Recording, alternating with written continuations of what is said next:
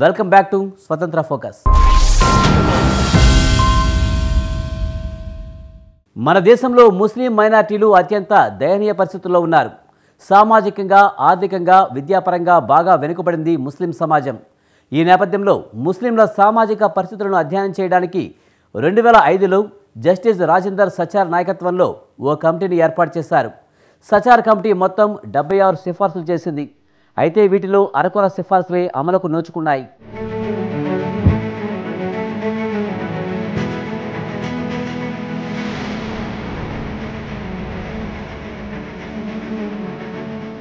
ముస్లిం మైనారిటీల రిజర్వేషన్ల అంశం తాజాగా తెరమీదకొచ్చింది. ఇటీవల సిద్దిపేట ఎన్నికల ప్రచారంలో మాట్లాడుతూ తమ ప్రభుత్వం అధికారానికి వస్తే ముస్లింలకు అమలు చేస్తున్న 4% రిజర్వేషన్లు రద్దు చేస్తామని కుండబద్దలు కొట్టారు.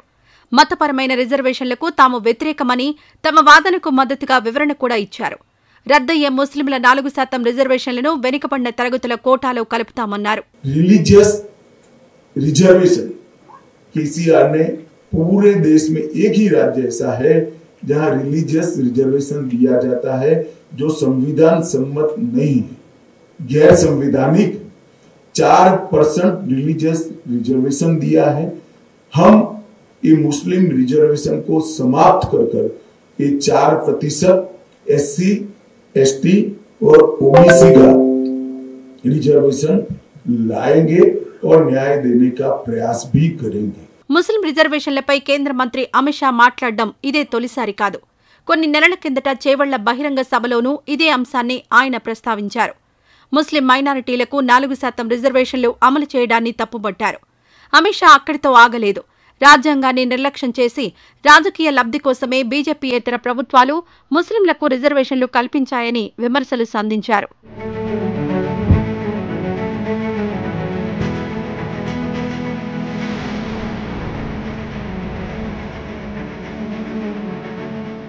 కర్ణాటకలో గతంలో ముస్లింలకు రిజర్వేషన్లు ఉండేవి.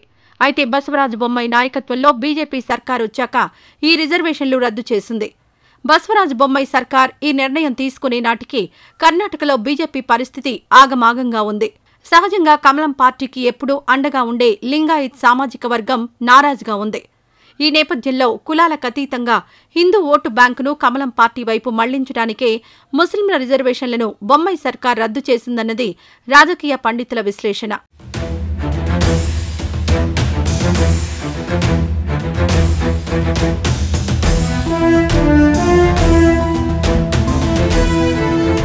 వాస్తవానికి మన దేశంలో ముస్లిం సమాజం దారుణ పరిస్థితుల్లో ఉంది. సామాజికంగా, ఆర్థికంగా, విద్యాపరంగా ముస్లిం సమాజం బాగా వెనుకబడింది. రోడ్ల మీద పండ్లు, పల్లీలు అమ్ముకునేవాళ్లు, చిన్న చిన్న దుకాణాలు పెట్టుకుని వాచీలు బాగుచేసేవాళ్లు, మోటార్ మెకానికులు, ఇలా రెక్కల కష్టం మీద బతికే వాళ్లలో ఎక్కువ మంది ముస్లింలే కనిపిస్తారు. అంతేకాదు IAS, IPS అధికారులకు డ్రైవర్లుగాను, వారి ఇళ్లలో తోటమాలీలుగాను పనిచేసే వాళ్లలో ఎక్కువ మంది ముస్లింలే ఉంటారు.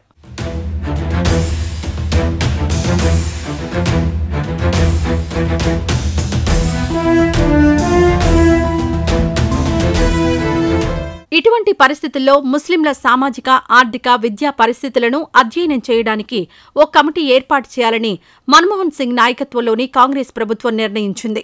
ఇందులో భాగంగా ఢిల్లీ హైకోర్టు మాజీ ప్రధాన న్యాయమూర్తి జస్టిస్ రాజేందర్ సచార్ నాయకత్వంలో 2005లో ఓ కమిటీని అప్పటి కేంద్ర ప్రభుత్వం ఏర్పాటు చేసింది. 2006లో సచార్ కమిటీ కేంద్ర ప్రభుత్వానికి నివేదిక సమర్పించింది. అదే ఏడాది నవంబర్ 30న సచార్ కమిటీ నివేదికను పార్లమెంటుకు సమర్పించింది మన్మోహన్ సింగ్ ప్రభుత్వం. భారతీయ ముస్లిం సమాజం వెనుకబాటుతనంపై జస్టిస్ రాజేందర్ సచార్ కమిటీ సాధికారికంగా అధ్యయనం చేసింది.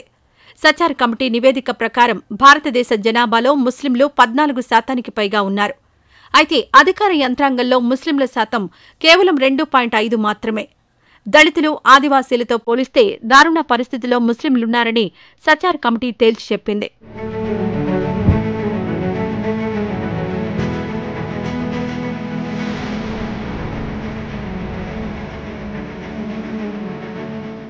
ఒక మాటలో చెప్పాలంటే అనేక రంగాల్లో భారతీయ ముస్లింల వెనుకబాటుతనాన్ని జాతీయ దృష్టికి తీసుకొచ్చింది సచార్ కమిటీ. చదువు లేకపోవడమే ముస్లిం సమాజం ఎదుర్కొంటున్న సకల సమస్యలకు ప్రధాన కారణమని జస్టిస్ రాజేందర్ సచార్ కమిటీ కుండబద్దలు కొట్టింది. దీనికోసం ముస్లిం జనాభా ఎక్కువగా ఉన్న ప్రాంతాల్లో కాలేజీలు ఏర్పాటు చేయాలని యూనివర్సిటీ గ్రాంట్స్ కమిషన్కు సూచించింది. బాలికా విద్యపై దృష్టి పెట్టాలని కేంద్రానికి సూచించింది సచార్ కమిటీ. ముస్లిం బాలికల కోసం ప్రత్యేకంగా హాస్టళ్లను ఏర్పాటు చేయాలన్నది సచార్ కమిటీ చేసిన మరో సిఫారసు. అలాగే ముస్లింల సామాజిక అభివృద్ధి కోసం పట్టణ, గ్రామీణ ప్రాంతాల స్థానిక సంస్థల్లో మైనారిటీల ప్రాతినిధ్యాన్ని పెంచాలని రాష్ట్ర ప్రభుత్వాలకు సచార్ కమిటీ సూచించింది.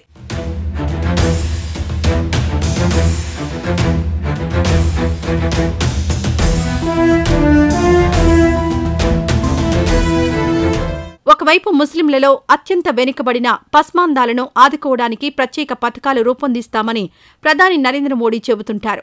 మరోవైపు అసలు ముస్లింల రిజర్వేషన్లు రద్దు చేస్తామని కేంద్ర హోంమంత్రి అమిత్ షా బహిరంగంగా ప్రకటిస్తుంటారు. ముస్లిం సమాజానికి సంబంధించి బీజేపీ 2 నాలుకల ధోరణితో వ్యవహరిస్తోందనడానికి ఇంతకంటే నిదర్శనం ఏం కావాలి? కారణాలేమైనా ప్రస్తుతం భారతీయ ముస్లిం సమాజం సమస్యల చౌరస్తాలో నిలబడి ఉందన్నది వాస్తవం.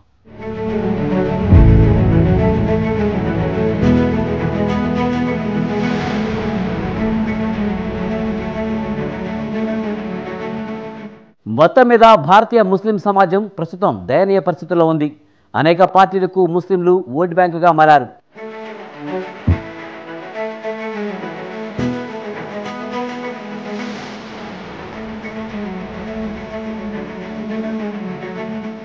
ఇది వాటి స్వతంత్ర ఫోకస్. రేపు మరో అంశంతో మళ్ళీ కలుద్దాం. అప్పటి వరకు చూస్తూనే ఉండండి స్వతంత్ర టీవీ.